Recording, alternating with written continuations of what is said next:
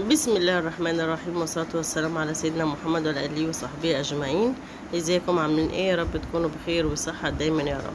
فيديو جديد ومهم جدا عشان هقول لك ازاي تتعاملي مع القماش اللي احنا شايفينه ده. قماش اسمه ديسكو، في كام حاجة كده عايزة اقول لك تاخدي بالك منها وانت بتخيطيه. ورغم ان هو الموديل اللي احنا هنعمل بيه حاجة بسيطة، لان الفساتين دي ما بيكونش فيها شغل كتير، اللي هو القماش ده يعني ما بيكونش فيه تفاصيل كتير جدا.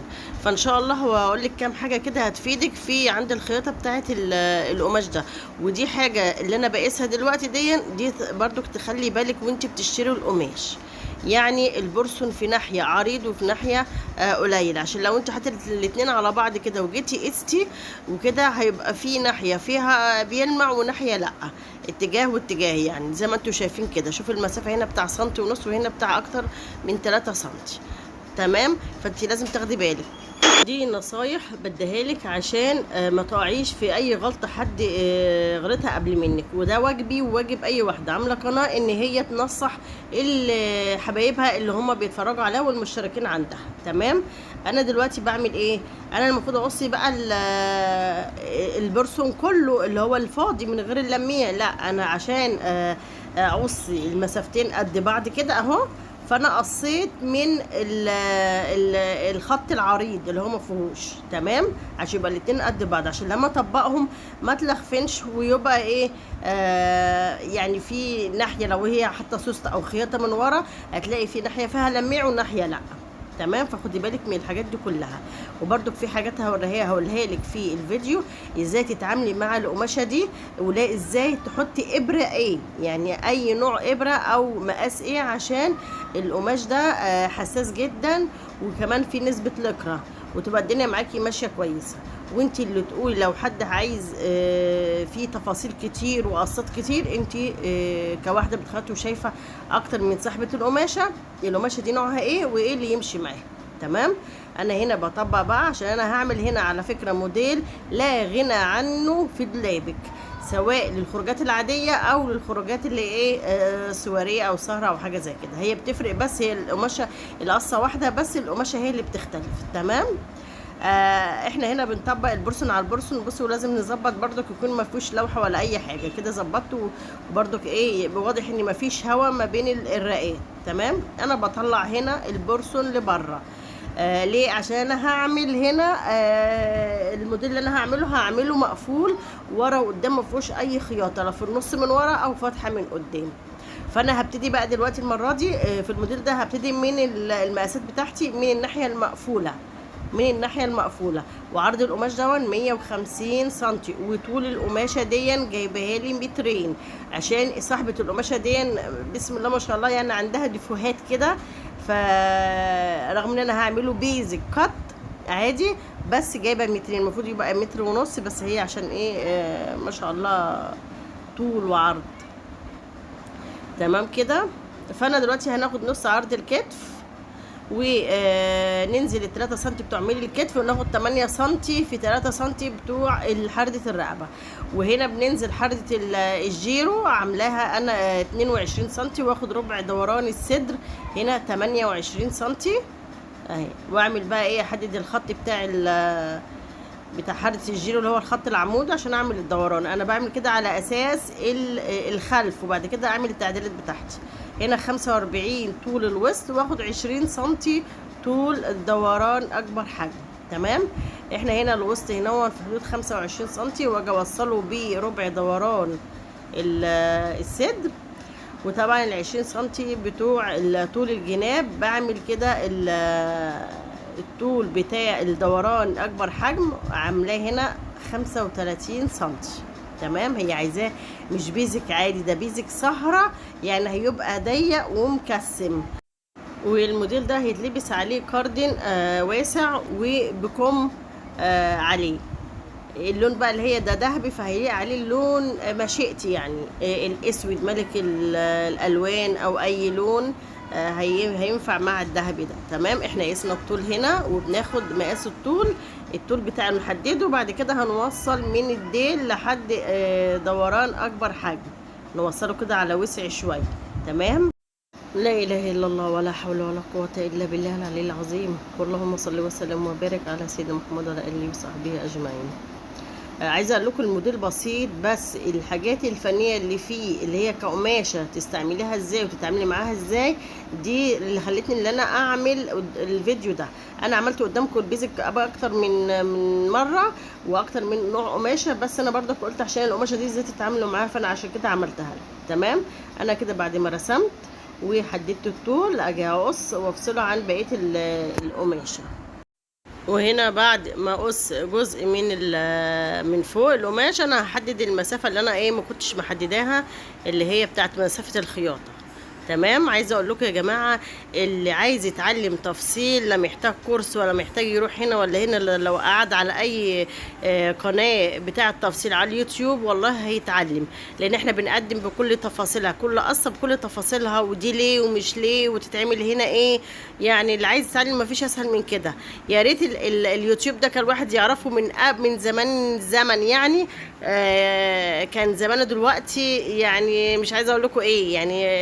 الواحد راح اماكن كتير اتعلمها، وبقى يروح من مكان لمكان، بعد ما اخلص في مكان اسمع في مكان تاني اروح بعيد قريب كنت اروح.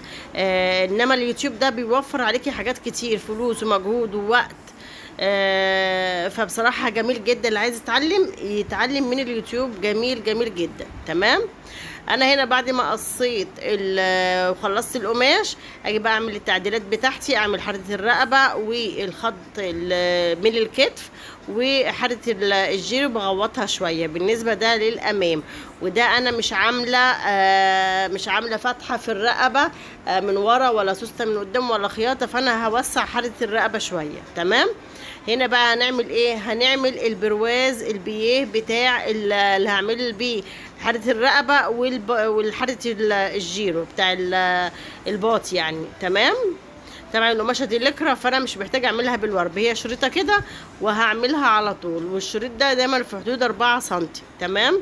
اول حاجه اعملها بقى في الخياطه، اللي هو زي ما انتم عارفين، اي حاجه اساسيه بنعملها في الكتاف بنلزق الامام على الخلف، طالما ما فيش شغل في الامام او الخلف نعمله قبل ما نلزق الكتاف. واخدين بالكم؟ يعني لو في فتحه، لو في مرد، لو في كورنيش، لو في اي حاجه بتعمل في الصدر او بتعمل في الخلف، بنعملها الاول قبل ما نعمل الكتاف.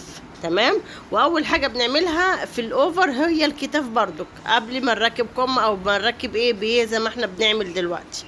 بصوا بقى، عندي ما نيجي تخيط، اول معلومه بقى في المكنه وانتوا بتخيطوا القماش الديسكو ده، لازم تجيبي الابره تكون رفيعه، يعني ابره 12 او 14 بكتير، زائد ان انت لازم تزودي العيار بتاع المكنه.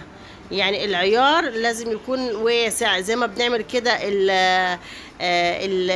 الملايات بنتنيها بالغرزه الواسعه بتاعه السراجه، برضو بنعملها دي كده.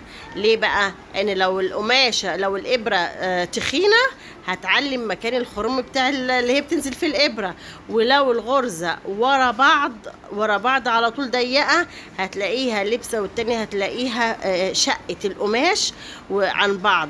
لكن لما يكون المسافات بعيده، المسافه ما بين الخطوه الغرزه والغرزه، ده بيبين ان مفيش مجال ان هي مع الشده ومع الحركه ان انت تتخرم. زائد ان انا البيزك ده انا عاملاه من غير خياطه من ورا، لان انت لو عملتي بطريقه الايد ورجل بخياطه من ورا، عند ما تيجي تقعدي او زدتي شويه، او احنا لما بنيجي نقعد بطبيعه اي بني ادم لما بيجي يقعد جسمه بيفرش شويه، هتلاقيها فزرت منك وانخلعت عن الخيط، يعني انسلتت عن الخيط، يعني بمعنى اصح ان هي اتقطعت طبعا. وده هيبقى حاجه مش كويسه خالص، وهيبقى المنظر مش لطيف. تمام. سواء كنت لابسه عليه كاردن، فهو احساسك ان انت في حاجه مقطوعه من ورا مش مريحك، وسواء لو هو لابسه تحت منه حاجه بكم او حاجه او هو ذات نفسه، في ناس بتلبسه بتعمله بيزك بكم وتلبسه لوحده، فلما يبقى في خياطه من ورا بتبقى المنظر مش كويس جدا. فعشان كده انا بنصحكم، بقول لكم على كام حاجه للقماش الديسكو ده. اولا تستخدموا ابره رفيعه يعني انا كنت بخيط، عاده بحط في المكنه عندي مقاس ال 18 عشان في اي قماشه. بس القماش ده اللي هو الديسكو بعمله مقاس ابره صغيره، مقاس اقل، يعني ال 14 او ال 12 تبقى حلوه قوي. تمام، عشان مكان الابره ما يبقاش واسع وانتي ولما تيجي تلبسيه ويشد عليكي هيبين اللي تحت اللي انتي لابساه. وكمان ان انتوا الغرزه تبقى واسعه، الغرزه بتاعت وانت بتخيطي لازم تبقى واسعه. فالحاجتين دول مهمين في القماشه الديسكو دي. زائد ان انت ما تشديش، يعني انت ده هنا الجناب انا بعملها على اساس ان انا امسك الاتنين، الطبقه اللي فوق واللي تحت، بس ما تشديش القماش عشان ما يشدش الفتله معاكي وتبقى الفتله واسعه، الفتله تبقى واسعه. تمام، انا المعلومات دي مهمه جدا وقلت اقولها لكم، عشان كده قلت وانا بعمل القماشه دي بغض النظر ان هو بيزك سهل ولا لا، ان انا وانا بعمله هوريها لكم. تمام، انا هنا بقى بعمل البيه بتاع حاره الرقبه، ودي اخر حاجه هنعملها في البيزك ده. ان انا ببتدي من على الحرده الخلف، بلزق البيه من عند حاره الخلف بس من قبل الخياطه، يعني اسيب مسافه بتاع 5 سنتي من الخياطه بتاعت الكتف، بس مايله لجوه من ناحيه الخلف، الرقبه بتاعت الخلف، وابتدي اخيط عشان هتبقى البدايه والنهايه بتاعت الشريط زي ما انتم شايفين كده. هخيط الاتنين على بعض وخيطهم، هتبقى مش باينه، هتبقى ده هي من ورا، يبقى عشان الحرده من قدام بتاعه الرقبه الاماميه تبقى سليمه ما فيهاش اي توصيلات، التوصيله قريبه من خط الجنب، بس يبقى يعتبر في التلت الاولاني من حرده الرقبه الخلفيه. تمام، اديكم شايفين اهو انا البدايه والنهايه دي بفردها عشان ما تكلكعش معايا. وكمان اروح تانيها كده، التانية هتشوفوا اديكم شايفين اول باط حدث الجيرو، تانيها لا في لوحة ولا في كلكعة ولا في اي حاجة. ولاحظتوا برضك ان الغرزة واسعة فيها، اوريها لكم او انتوا تكونوا شفتوها، الغرزة واسعة وباينة من خط الجنب اهو، القماشة اهو المتخيط الخياطة باينة اهي باينه من خط الجنب. برضك هنا هتبان اهو اللي انا بظبط. كمان لازم تكون المشيان بتاعي في سطر مظبوط مش معوج، والغرزه بتاعه الخياطه مستقيمه مره واحده مش طالعه ونازله. بصوا الخياطه كمان، بصوا الغرزه واسعه ازاي وباينه ازاي، وده اهو كده يعتبر البيزك خلص. ويا رب يكون المعلومات اللي اديتها لكم تقدروا تستفيدوا بيها، عشان القماشه دي حساسه واللبس ده حساس. ادي شكله اهو. وصاحبه الفستان البيزك ده على فكره جات لي، كانت هي سودانيه. الفستان اللي تحت البيزك ده انا عملته لها يعتبر في نفس الوقت اللي هي اهو اللي انتوا شايفينه صاحبه الفستان ده هي نفس صاحبه البيزك الذهبي. اشوفكم على خير في فيديو جديد ان شاء الله، والسلام عليكم ورحمه الله وبركاته.